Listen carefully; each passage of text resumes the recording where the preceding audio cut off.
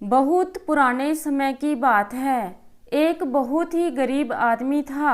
उसका एक ही बेटा था, पर वह अपनी गरीबी के कारण अपने इकलौते बेटे का भी पेट नहीं भर पाता था।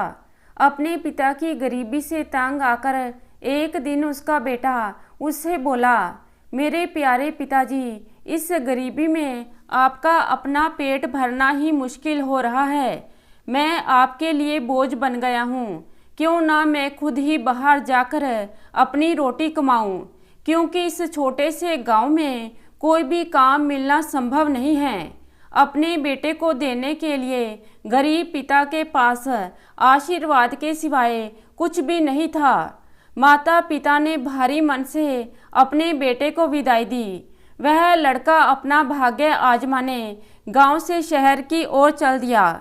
शहर पहुंचने पर उसे पता लगा कि उनके राजा की किसी और राजा के साथ लड़ाई चल रही है और राजा को स्वस्थ नौजवानों की अपनी सेना के लिए ज़रूरत है। वह लड़का भी बिना कुछ सोचे समझे झट से राजा की सेना में भर्ती हो गया। शत्रु राजा की सेना बहुत ही शक्तिशाली थी। उसकी सेना के सामने इस लड़के की राजा वाली सेना का टिकना बहुत ही कठिन हो रहा था।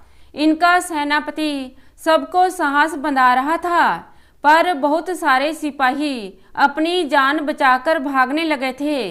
इस बहादुर लड़के ने जिंदगी को बहुत ही करीब से देखा था।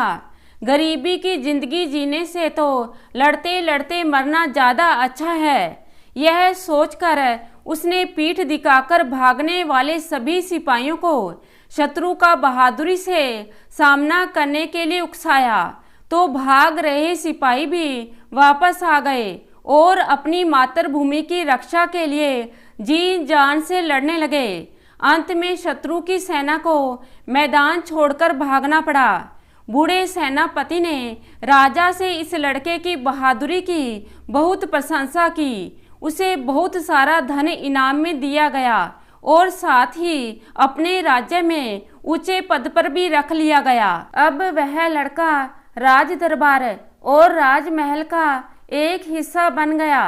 राजा को एक बेटी थी जो बहुत ही सुंदर थी, पर अभी तक उसे उसकी पसंद का कोई युवक नहीं मिला था, क्योंकि उसने कसम खाई थी कि वह उसी युवक से शादी करेगी जो उसे इतना अधिक प्यार करेगा कि उसके मरने पर उसी की कब्र में साथ साथ दफन हो जाएगा। और अगर उसका पति पहले मरता है तो वह भी उसी के साथ उसकी कब्र में दफन हो जाएगी, क्योंकि पति की मृत्यु के बाद उसके जीवन का कोई अर्थ नहीं रह जाएगा।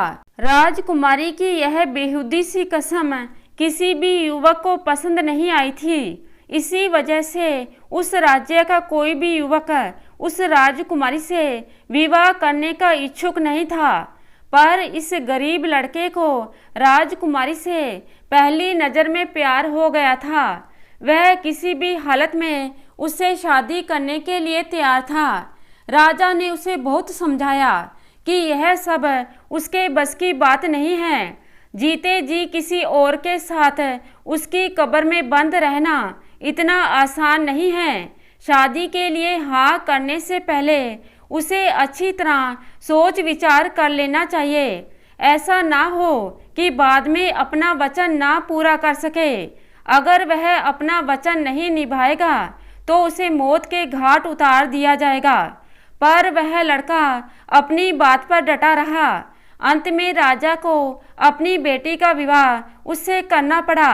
काफी समय तक दोनों पति पत्नी बहुत ही सुखी जीवन बिताते रहे, पर एक दिन अचानक ही राजकुमारी बहुत बीमार पड़ गई।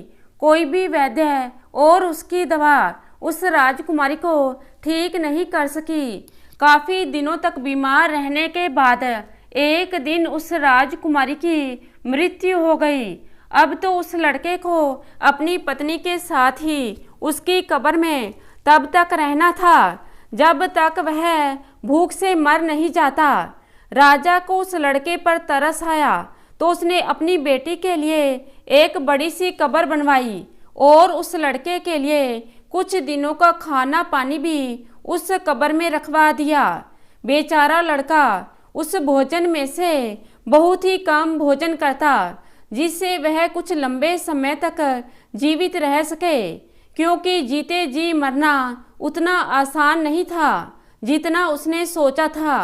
पर अब इस कब्र में घुट घुट कर मरने के अलावा उसके पास कोई और रास्ता नहीं था। बाहर निकलने पर राजा के सिपाहियों को उसे जान से मार देना था। धीरे धीरे उसका भोजन और पानी भी खत्म होने लगा। अब वह अपनी मौत का इंतजार करने लगा। तभी एक दिन उस कब्र में एक बड़ा सा सांप घुस गया। लड़के ने अपनी तलवार से उसके 3 टुकड़े कर दिए।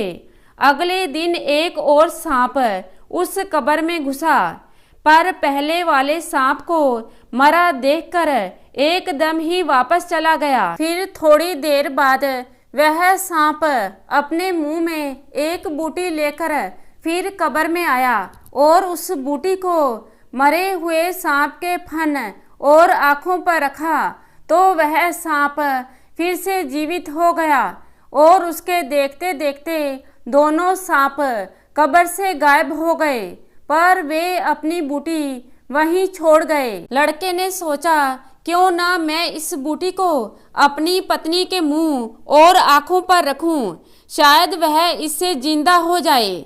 उसने वह बूटी उठाई और अपनी पत्नी के मुंह तथा आँखों पर रख दी। थोड़ी देर बाद उसकी मृत पत्नी ने आंखें खोल दी और अपने पति को अपने पास देखकर बहुत हैरान हुई। उसके पति ने उसे कब्र से बाहर निकाला।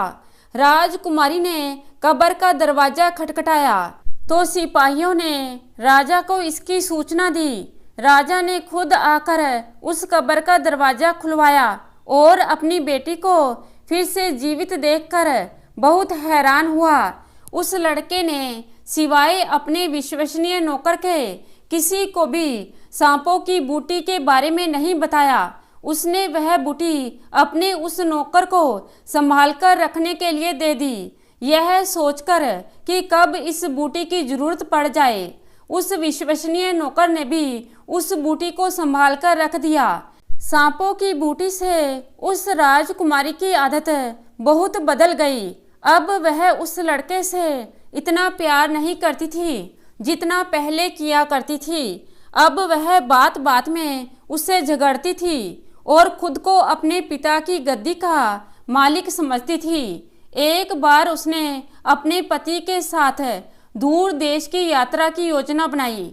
राजा ने उसके जहाज को बहुत सारी सुविधाओं से भरकर उन दोनों को रवाना किया। उस जहाज को चलाने वाला कैप्टन उस राजकुमारी को अब अपने पति से अधिक पसंद आया। उसने अपने पति से अपना पीछा छुड़ाने के लिए उस कैप्टन से सहायता मांगी और उसे विश्वास दिलाया कि इसके मरने के बाद जब वह अपने पिता के पास पहुंचेगी तो वह उसी से शादी करेगी।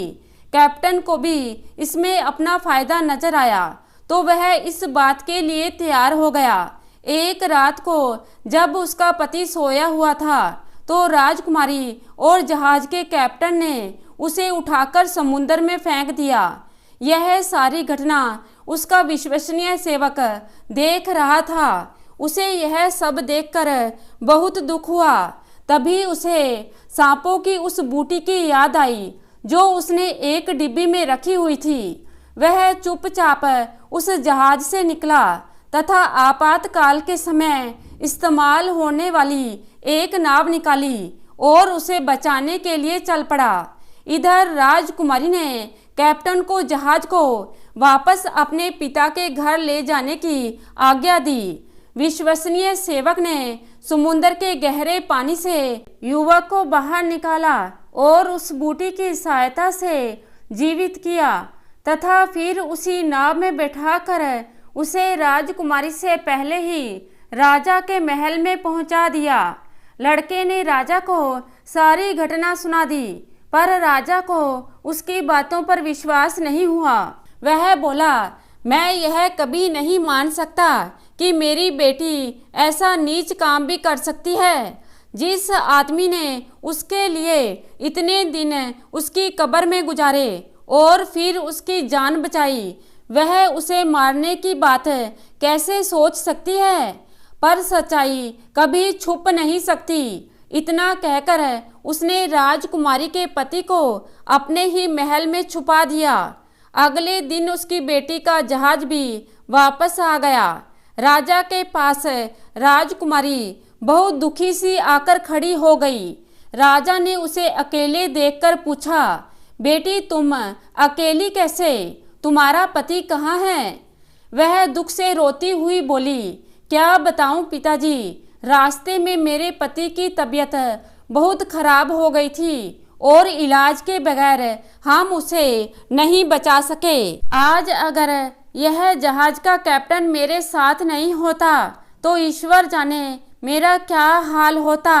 राजा अपनी बेटी की झूठी कहानी चुपचाप सुनता रहा। फिर थोड़ी देर बाद उसने उसके पति को दरबार में बुलवाया। अपने पति को देखकर राजकुमारी हैरान रह गई। उसे तो जैसे सांप सूंघ गया। वह अपने पिता से अपने झूठ के लिए माफ़ी मांगने लगी, पर पिता ने अपने सीधे साधे और सच्चे पति को धोखा देने के लिए अपनी बेटी को क्षमा नहीं किया। अगर कोई और उसके राज्य में ऐसा काम करता तो वह उसे जान से मरवा डालता, पर वह उसकी बेटी है। इसलिए राजा ने कैप्टन और अपनी बेटी को देश निकाले की सजा दे दी और उस लड़के को अपना वारिस घोषित कर दिया। तो दोस्तों, कैसी लगी आज की कहानी? आशा करती हूँ कहानी को पसंद करेंगे। धन्यवाद।